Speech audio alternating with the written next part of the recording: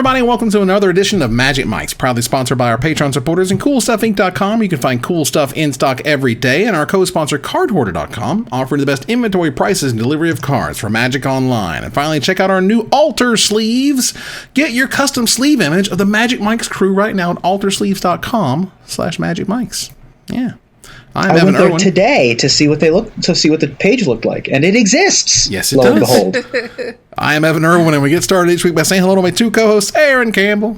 How you doing, everybody? Ravings, also with the gift subs. Thank you so much. Wow. Thank you. Ruben Bressler. So generous tonight. Hey, how's it going? I'm ready to talk about Magic the Gathering. It's almost mid-February, rest of the world for a while. 2021. I know. It's like we're like over 10% of the way through the year. That's not okay. That's not cool. I don't know what's going on there. Next month, it'll be 1 year that I've been working from home. Same. Yeah.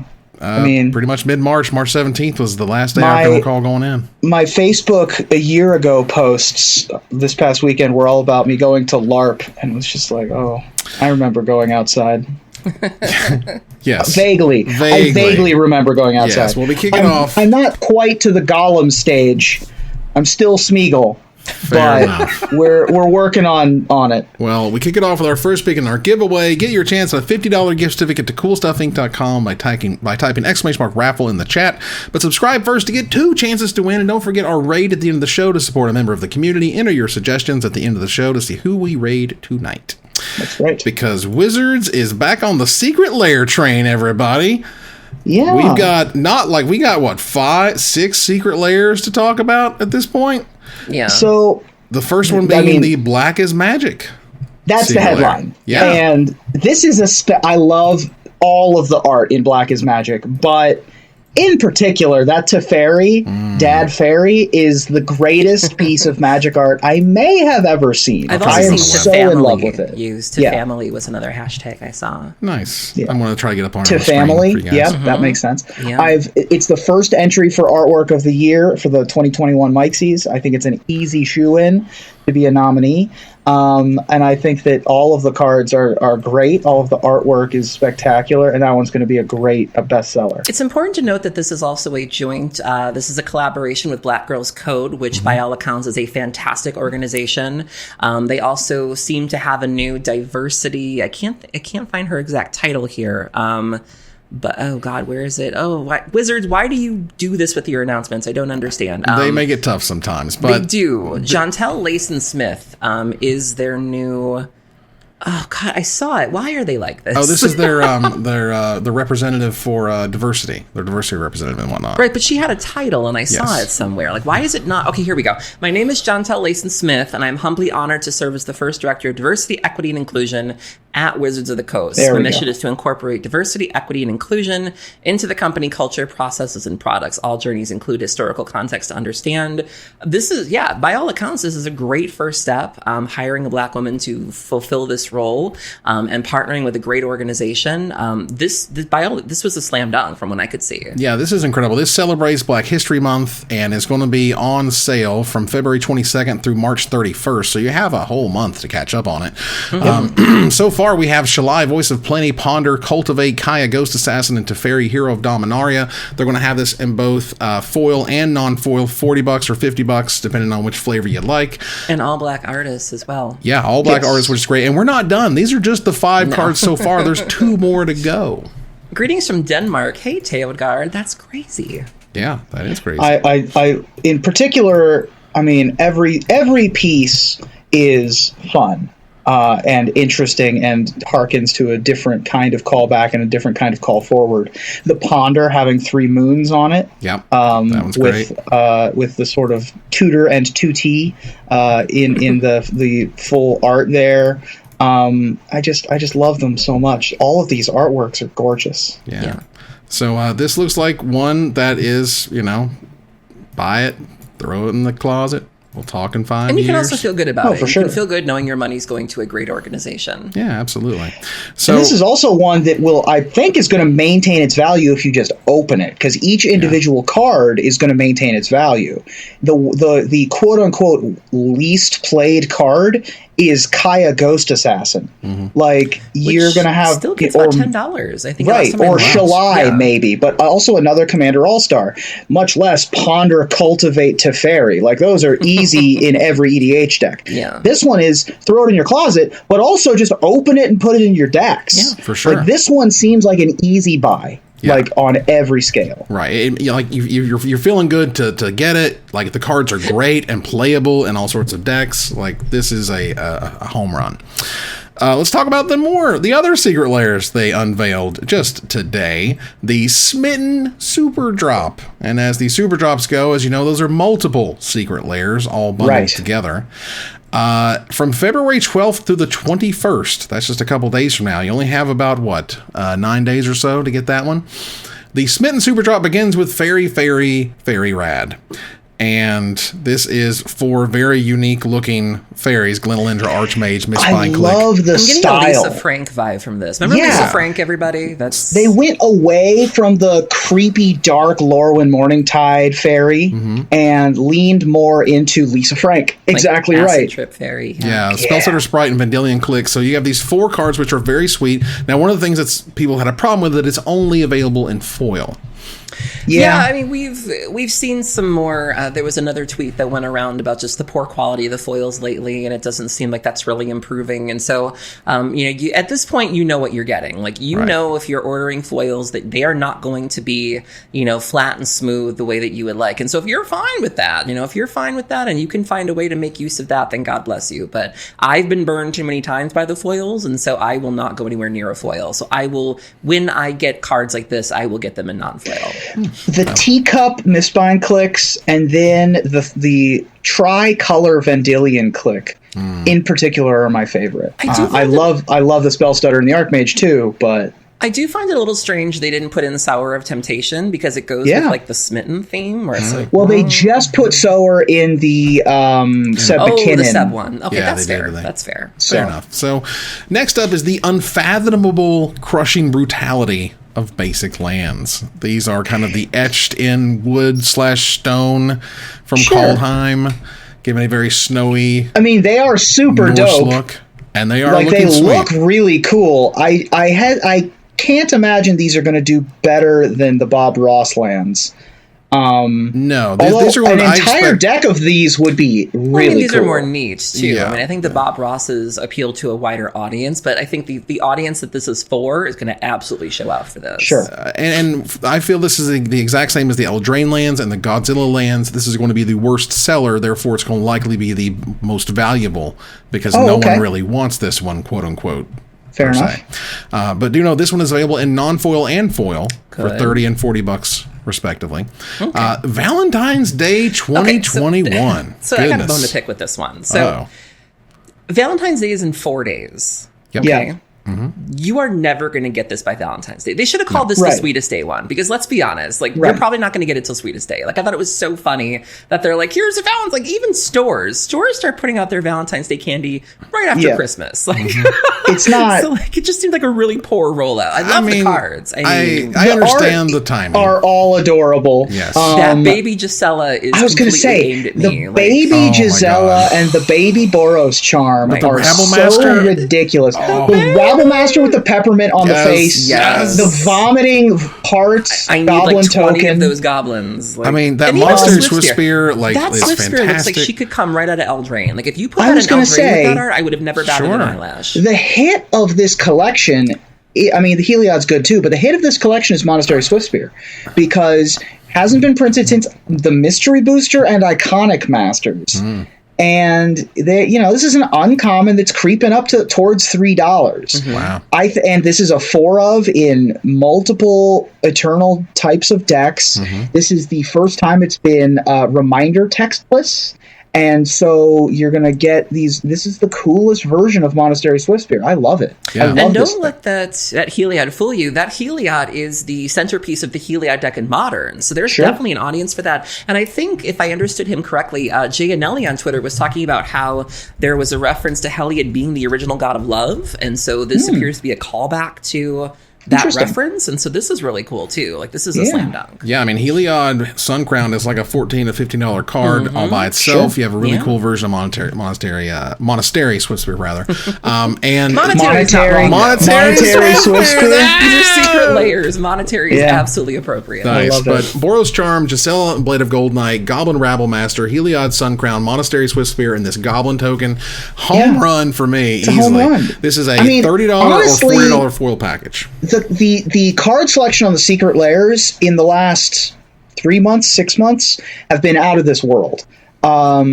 They've been spectacularly good. The first couple times I felt like they missed, like there were just cards that were like, why do we have Loxodon War Leader in this? Right. We have some big misses, but every single one of these is a hit. Absolutely.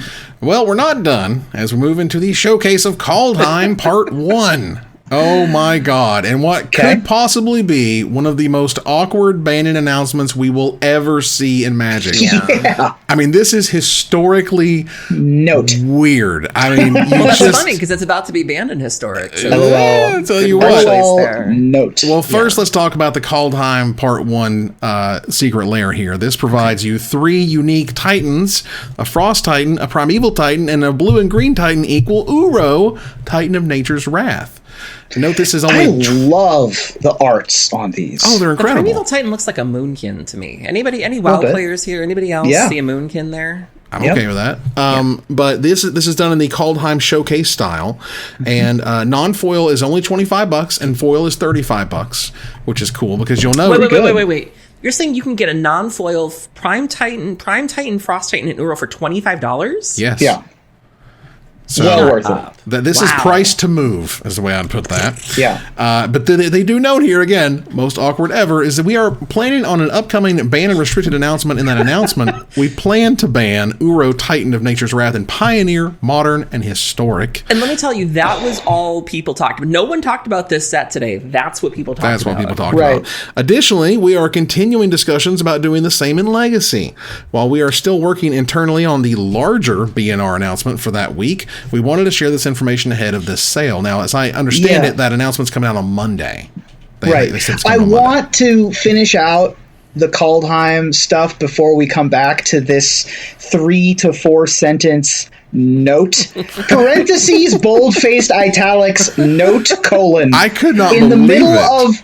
of this secret lair drop. What in the world? I really want to finish out the Kaldheim Part 2. All right, let's go through Kaldheim Part 2, because again, this is taking one color Titan, other color Titan equals the Theros Titan. We have new versions of Grave Titan, Inferno Titan, and Kroxa, Titan of Death's Hunger. Now note, this is $30 for the non-foil and $40 for the foil, because Kroxa is still legal and still a tier 1 card. Which is weird though, because Primetime is the most expensive of the Titans, if I'm not mistaken. I mean, although Frost Titan is the least expensive of the Titans. Primetime's also banned in Commander. Right, that's true. I would also imagine that there is a hidden Sun Titan. I can imagine there might be. There might be as hidden in your secret lair with the other Titans, sort of like they did with the Stained Glass Planeswalkers. I would not be surprised. And Primeval Titan is still like an $8 card, regardless of the fact that it's been officially banned. Like, it ain't banned at people's kitchen tables. Look for any reason to play a Primeval Titan. Like, hell yeah. Bless their hearts. That's right. I'll take it. But BNR announcements in the middle of secret lair announcements, not so hot. I mean, at least they and you can order every single one of these secret lairs from the Superdrop for the low price of $260. Yeah, $259.91. Chat brought up a good point. You know, Sun Titan has kind of been reprinted a couple times. Sun, you know, But having the Kaldheim version of it would be super dope. Having the cool giant frame cycle available in your cube, you know what I mean? Like, it'd be kind of weird to have these 4 in the Norse frame and then have the M21 promo foil as your Sun Titan. So this is you save $50 if you buy one of every one of them. This is all the non-foils you can buy, all the foils that you can buy, get all those together. If I can certainly think of a lot worse ways to spend $260 on the long term, whether you're going to open them or not, whether you're going to stick them in the closet and we talk about it in 5 years. Like, these are not terrible buys. These are not terrible investments. And these are all good cards that you'd want to play if you just want to play with the cards. I bought $100 worth of Girl Scout cookies this week. You think that I'm like... $260 for this is a much better long-term investment. Yes. Don't buy GameStop stock. Although I am supporting Troop 6000 in New York City, but that's not... There you go. All right. In any case, back to parentheses, bold-faced, italics, note, colon. Yes. Back to Uro being banned and everything. Was it justified? I think so. I don't think a lot of people were having fun seeing Uro win in every format. Like, was that really what they wanted? It definitely deserves to be banned in multiple formats. This is, bar none, like not close, the weirdest way that I've ever seen Wizards make an announcement. Yeah. Let alone abandon restricted announcements of any kind. This goes down in the history books. We saw it this week. Congratulations. I mean, and to be fair, I do commend them for at least warning people. I just think this was a really weird way to warn them. And nobody was surprised. People have been very vocal about the way that Uro has changed the game, quite literally, where, we've seen this dominance in Modern and even Legacy, and Vintage has remained surprisingly immune to it. There was a chart that came out recently, or a list, and said that Tarmogoyf is now the most played creature in Vintage. So if you still want to feel good about playing Tarmogoyf, come play Vintage. We have a Bant deck right now that is tier 1 that plays Archon of Emeria. Like, all it does is attack and block. You can pay full price for your creatures in Vintage. Come on down. Very nice. Moving on here to gathering all of the townsfolk. They have announced the new February Arena Open. This is where you can earn thousands of dollars hanging out playing Arena. And once again, the value of the Arena Opens is incredible. Incredible compared to the low bar of entry, essentially. Yeah. This is the first time they're doing it with sealed. They're going to do a Kaldheim sealed format. Note this is going to be a Phantom sealed format. Sure. So you're not going to get to keep what you open. But if you're able to get enough wins, you'll make your way into day 2. And then day 2, it appears, is going to be best of 3 Kaldheim sealed yet again. So we have a total sealed event. Also, you get a Phyrexian Vorinclex play card style just for entering this event, which is, of course, the card that everybody wants to open in real life. Yes. But even though you don't get to keep your sealed pool, you do get the Phyrexian card style of Vorinclex Monstrous Raider, which is very cool. Which is just a thing you get when you enter the tournament. So one thing that's at the top of this list here that seems to have come up again this recently, I don't know who exactly was involved, but you must be 18 years or older to participate. I get it. We have a lot of young talent out there that really wants to be part of this, but you notice that it's at the top that you guys cannot say anymore that you didn't know this was going to happen or whatever. Like, we gotta let's get that out of the way right now. Like, I like how they call it the fine print, and it's literally the first thing they tell you. I'm just saying, like, it came up again this weekend of some poor kid who was like, it's like, I also am confused. It ain't us, it's the law. Can somebody explain to me if I have a DCI number? Because third in the Arena Open fine print is receiving monetary rewards, requires having or creating Wizards DCI and I payout accounts. I was told that my DCI number was null and void and deleted from all history, and they played In the Arms of the Angels when they deleted all of that Magic history. And now they're telling me I need the Duelist Convocation International to sanction my numbers. No. Again. Weird. Yeah. Okay. I think it's just the first and the last, probably. Anyway, that said, sealed coming to Arena is awesome. Arena Opens are cool for the opportunity they provide, and good luck to those who are participating. So, Aaron, tell us a little bit about Robert Schuster. Yes, who was that? Robert Schuster.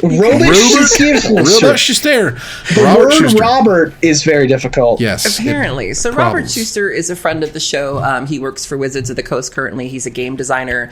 He announced the other day that he's going to be leaving Wizards of the Coast, and he is going to be joining the team at Bungie and working on Destiny 2. And so, Robert is just a beloved figure at Wizards. I had the pleasure of meeting him back when I did the Community Cup in 2014. he and Allison Lure started on the ground floor as community managers. They worked on the community team, if I remember correctly. And like Allison, he worked his way into the pit, and then she moved on to doing the fabulous things that she's doing with the story and things like that. And he continued, designing cards and working on Magic Online, I think, even for a brief period. And so, he's obviously won a lot of people over, courtesy of his daughter, Team Emmy. Yep.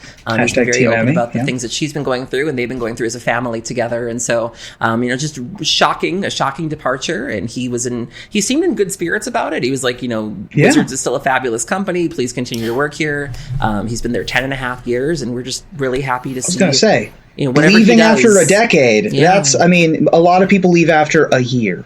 Right? Yeah. He's been there 10.5 years. And so moving on, not to retire, to go to Bungie to work on Destiny 2. So that's a pretty big step. And he was so open about it too, because a lot of times when people leave Wizards, they either do so really clandestinely, or they just wait like 6 months later to be like, oh yeah, I don't work there anymore. By the way, I'm with Riot now. Yeah. Right. Like he just came right out with it. It was like, so this is a thing, and transparency. Great. Yeah, which he doesn't owe us, but no, that's terrific. Yeah. And Destiny 2, for the chat, Destiny 2 is out and it's free to play, but it also does sort of, it's a live service type game where they want to sell you different experiences every so often, and so being able to design those experiences apparently looks like somebody's going to be doing. So is it fair to say that Destiny 2 is Destiny's child?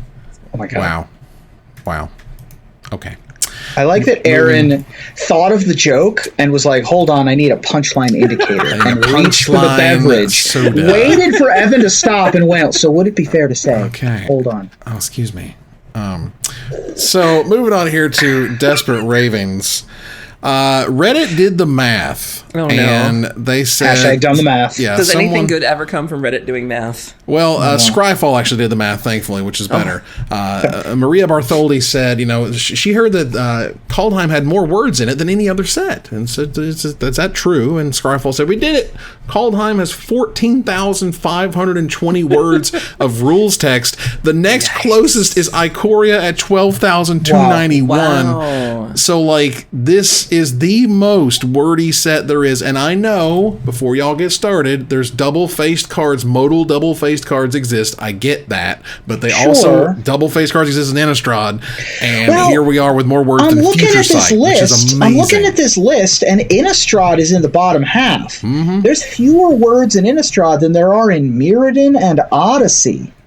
So double-faced cards aren't going to do it all. It's not all double-faced cards. But Kaldheim is the most wordy set, beating Future Sight. Holy crap. Yeah. So, and that's beating the entire the list, beating Planar Chaos and Cold Snap. Kaldheim, it just felt like, certainly when I was looking at it and I was sort of playing it, is that all these cards have so many words on them. Everything does 3 things now because they want them to. And it's incredible that you can kind of look at it just straight with numbers. It's the wordiest set ever. It's not even close.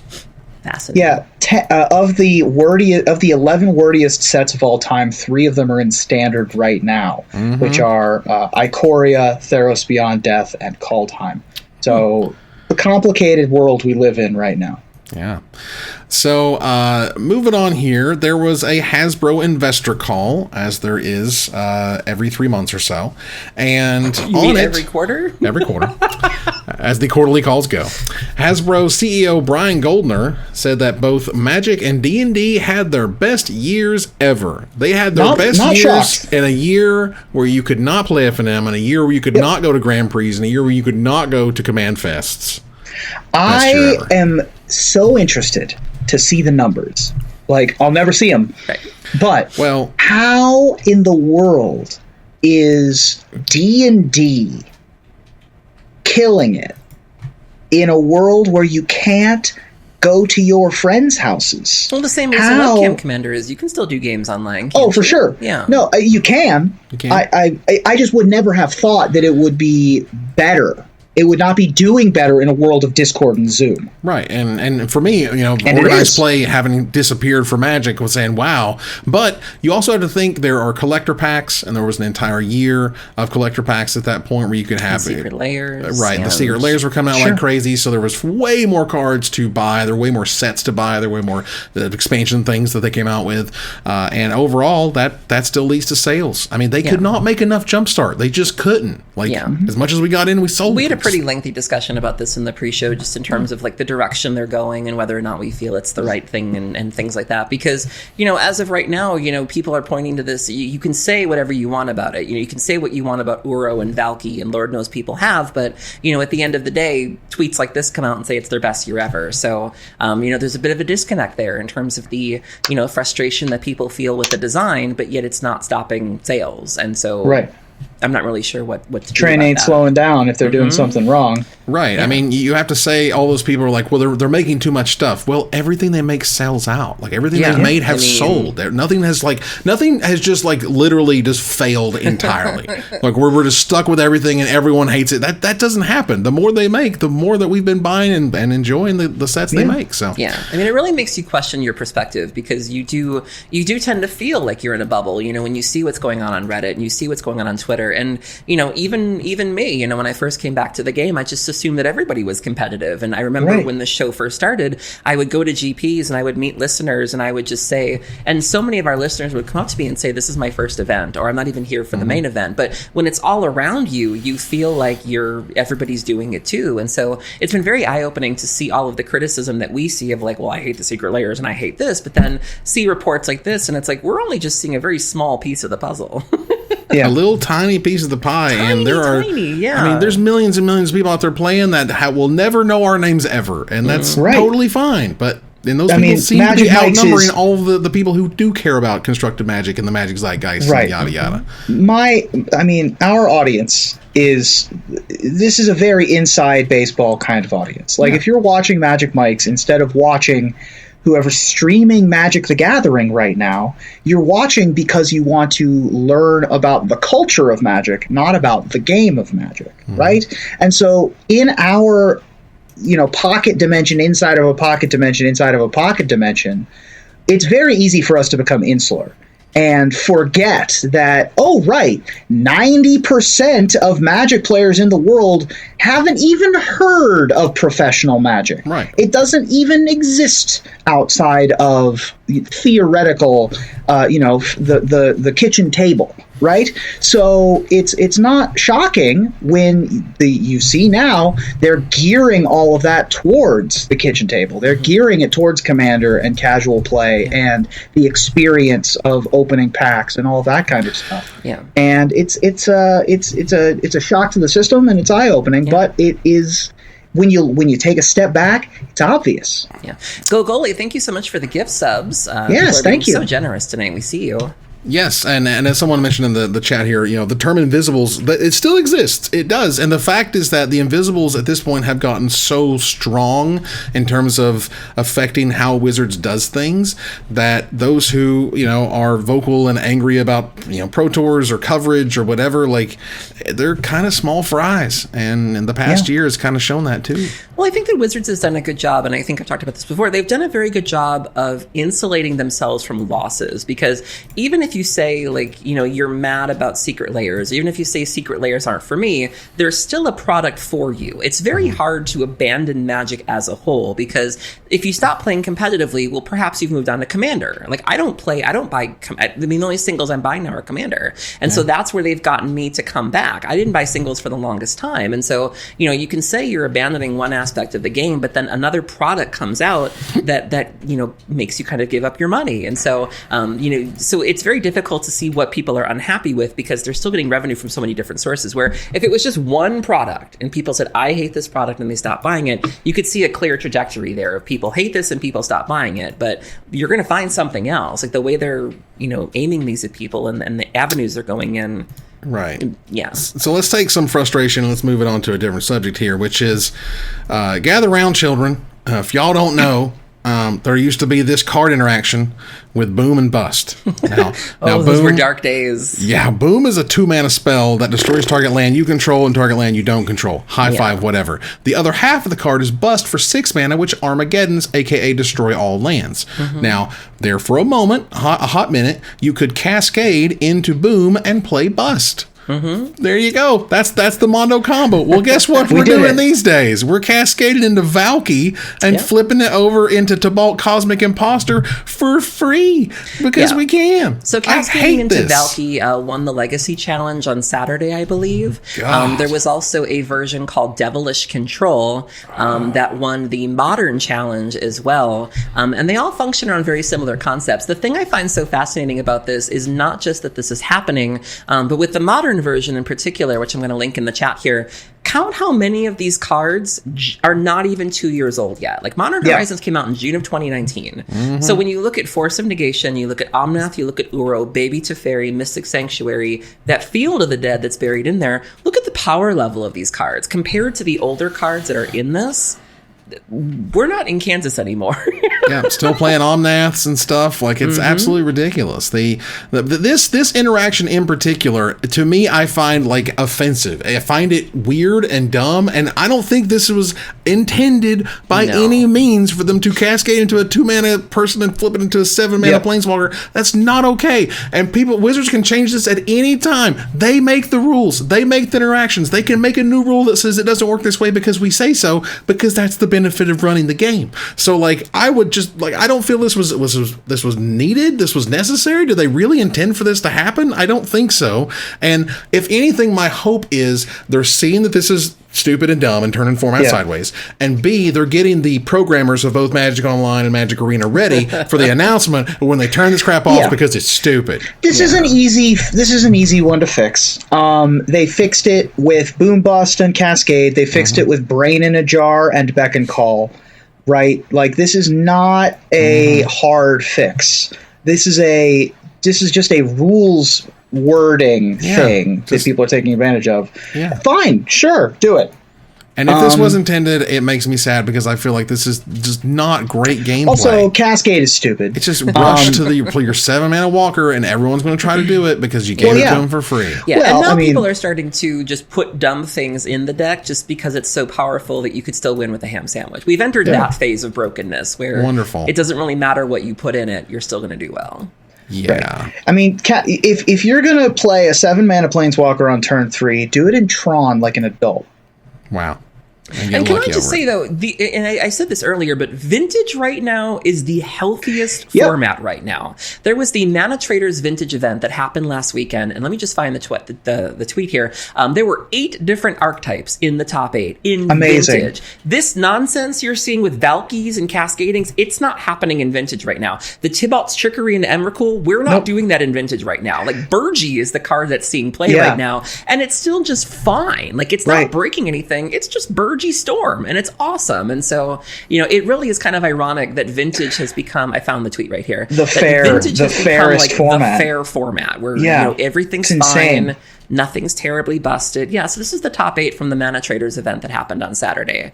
And so you have this really nice mix of decks here. You see Burgee Storm, you see Dredge, you see Xerox, you see Underworld Breach. Like, this is beautiful.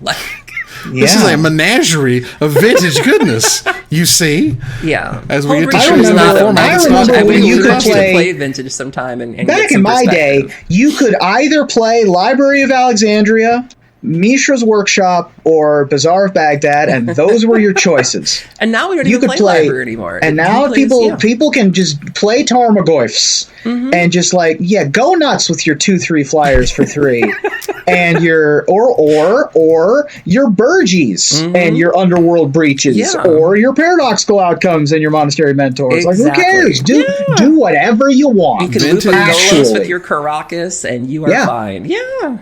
Vintage is drinking from the fire hose a lot of time of Magic. You're just like, what is happening? Now, it's the healthiest format somehow. And somehow it is. When everything's overpowered, nothing's overpowered. Yeah. So moving on here to, if you want to play competitive, you'd ideally want to get some nice prizes out of it. Well, Darkest Mage, aka Michael Jacob, mentioned the Super PTQ Prizes, this is for Magic Online, are embarrassing for what is essentially a sealed GP of 600 plus players. Yeah. Treasure chests are worth about 2.5 tickets, a little under, and 400 play points is what it costs to enter. So you have to literally top 16 to get back your entry and make a little bit bit off of 50 treasure chests. Like, and you got at least top 32 to get your money back. This was a 10-round event, I think, right? That's incredible for what is ultimately not that great of prizes. You know, and it wasn't a scaling prize pool. Oof. I think that was the big killer. Yeah. We talked about how much value is in the Arena Open. Well, here's the flip side.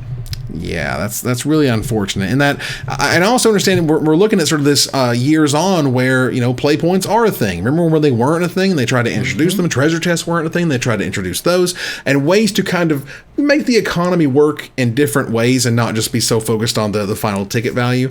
But I do think at this point we're starting to see some of that, you know, wane, you know, where you really need to start juicing the play points or you're not going to get a lot of value out of playing in these events.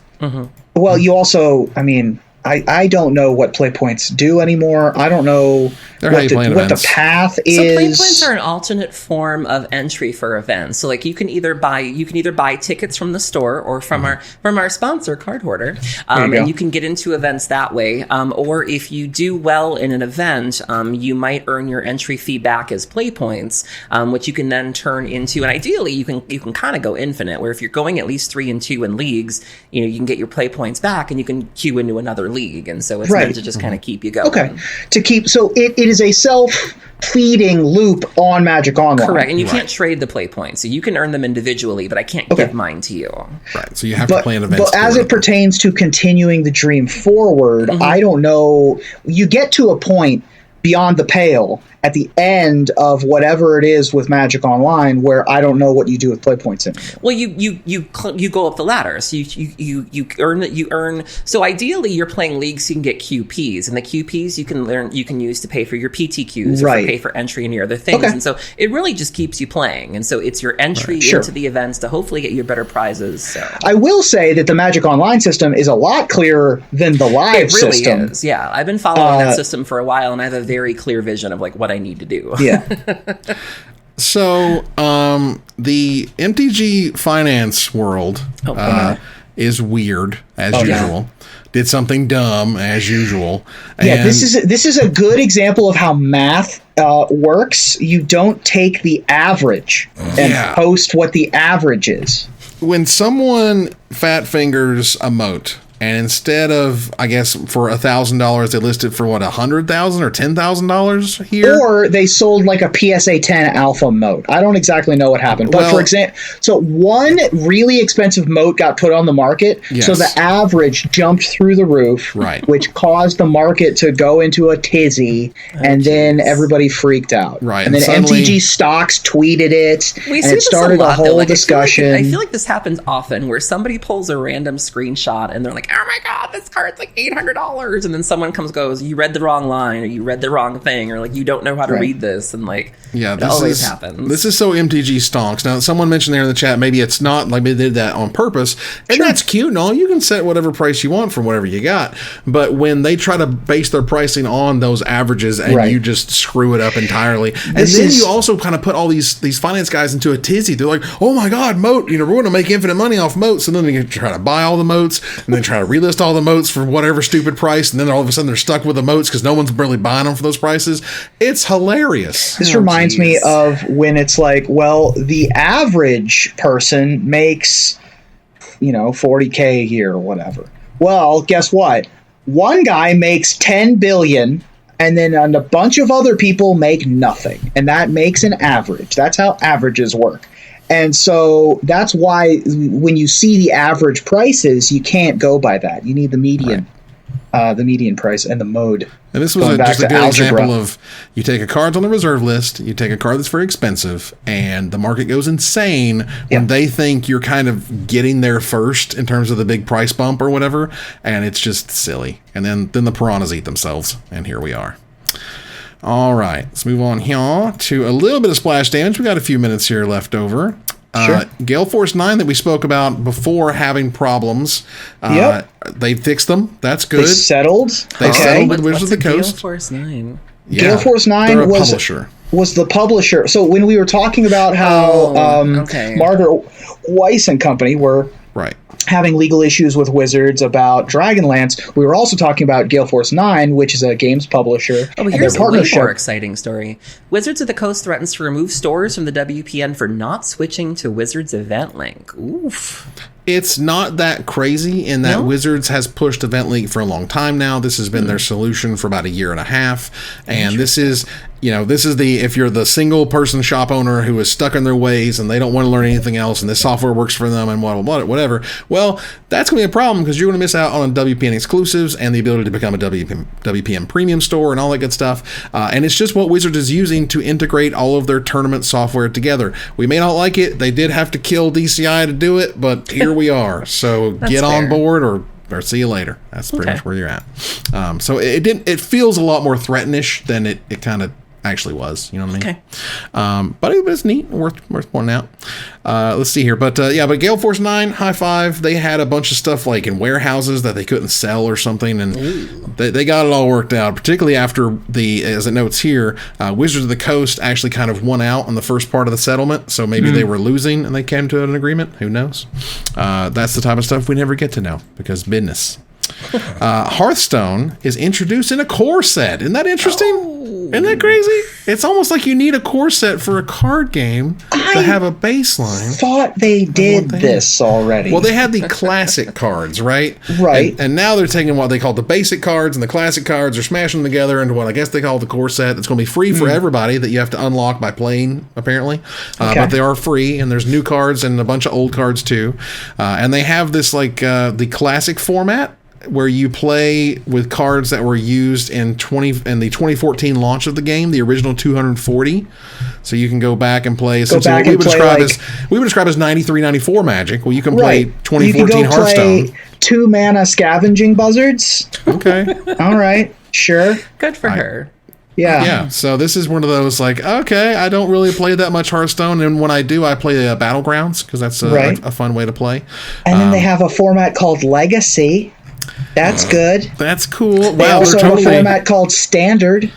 Yeah, they're totally not aping Magic or nothing. No. Listen, you copy who's good at what they do. Magic should copy Hearthstone when they do something right, and Hearthstone should copy Magic when they do something right. Don't confuse people.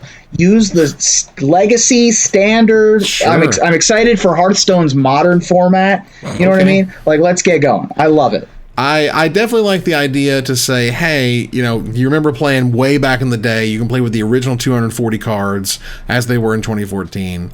I think that's pretty cool. Let's see here. And finally, Magic Legends, which is it was an MMO. It stopped being an MMO. It was an action game. Now it's kind of an action game where you have instances of different people there. I don't know anymore. Anyway, they are going to have a alpha, an open beta rather, here shortly. I believe it opens tomorrow, if I recall correctly. So you can get in on that. And they've also already announced their first premium pack for a game that doesn't exist. They have the Planeswalker bundle that you can buy. Yeah, with these really, I don't know who these people are. Characters so it's in order. So the white sanctifier is armor of Syrah, the blue mind mage is Azorius vestments, black is demonic raiments for the necromancer, red is geomancer Gitu garb, shout out to alliteration, and then green is beast collar Zendikar survivalist gear. So okay, I mean that's the clothes they're wearing, right? And but who are these people? Right, we have no idea. Yeah. It's you, buddy. These are 5 new planeswalkers that have no histories yet. Yeah, it's you. You get to name them or whatever. Oh, it's me? Yeah, you get to choose and be your own. Oh, that's so exciting. I didn't know that it was me. You can give them $40 right now. I'm a planeswalker?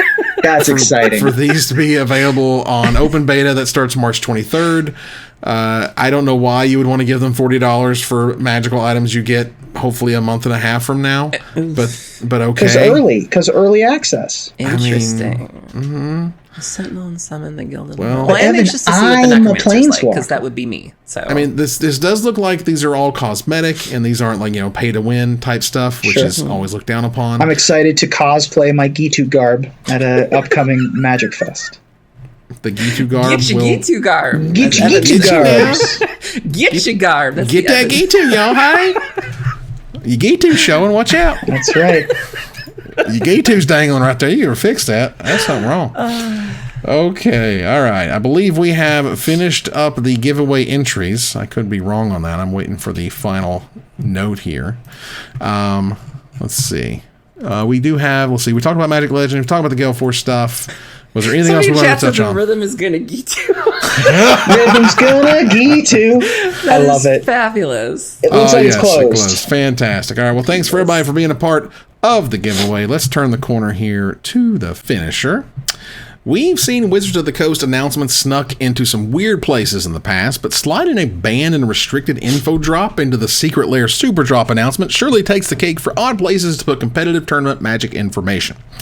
Uro is not long for this world and was first reported sandwiched right between Secret Lair Valentine's Day and Secret Lair the unfathomable crushing brutality of basic lands. Not exactly the place you'd expect to find your top tier competitive MTG news, but it does open the possibility for more interesting places to announce things in the future. So tell me, where will Wizards hide a major announcement next, Ruben? Well, the Pro Tour Magic Hall of Fame went away and has yet to be officially replaced, which is unfortunate, but never fear. Baseball is here. This spring, when pitchers and catchers report, so too will we learn who will enter the brand new Major League Magic Hall of Fame. Because if there's one audience that will put up with the marathon that is a Magic tournament, it's baseball fans. It's true. They have that patience. It's good. Aaron? Pitchers and catchers. Yeah. Whoa.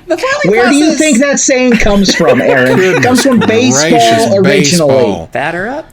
The foiling process has been poo-pooed a lot recently, but never fear, a new sponsor is here. Magic the Gathering newest promotion is Oops All Foils, presented by who else? Pringles. Oh my God. I'm telling you, you could put them in the same tube and nobody would notice. The professional Magic the Gathering circuit has undergone a lot of changes recently, which is what makes the upcoming announcement all the bigger, and what better place to put it than in front of a captive audience, announcing the new Magic Primetime Pro Tour Player Tour, aka the PT3, with live coverage coming to a high school substitute teacher's wheeled-in TV movie day near you. That's right. You know, when I think of Pringles, I think of, did you guys ever do that where you make the duck mouth with your Pringles? Of course. I wonder if you could do that with the foils now. Just oh my God. Oh no. Oh, the daggers. That ends another live episode of Magic Mics. Thanks for joining us here to discuss. Thanks for joining us here to discuss all things Magic. As I do it again. Thank you, Aaron. Ducks, Gus. We were talking about ducks. Thanks, everybody. Thank you, Ruben. Usually we say, "Hey, Rich," during the top 10s, but this one will be a, "Hey, Chris." Hey, buddy. What's up? Good job. Good job on the outro. Maybe he can cut that into something usable. Hey, maybe. Probably not, but maybe. There you go. We'll move here to our final slide. I want to thank our sponsor, CoolStuffInc.com, our co-sponsors, CardHoarder.com, and our newest sponsor, Alter Sleeves. Get yours at altersleeves.com/magicmics. My co-hosts, Aaron Campbell and Ruben Bressler, you guys for watching or listening. I hope you support us at patreon.com/magicmics. Please follow, like, tweet, favorite, share, subscribe to everything social that tells people we exist. Catch us online on our Discord, twitch.tv at Magic Mics, on Twitter at Magic Mics Cast, our Magic Mics subreddit, and like the Magic Mics page on Facebook. Or join us here next week, same time, same place, for another episode of Magic Mics.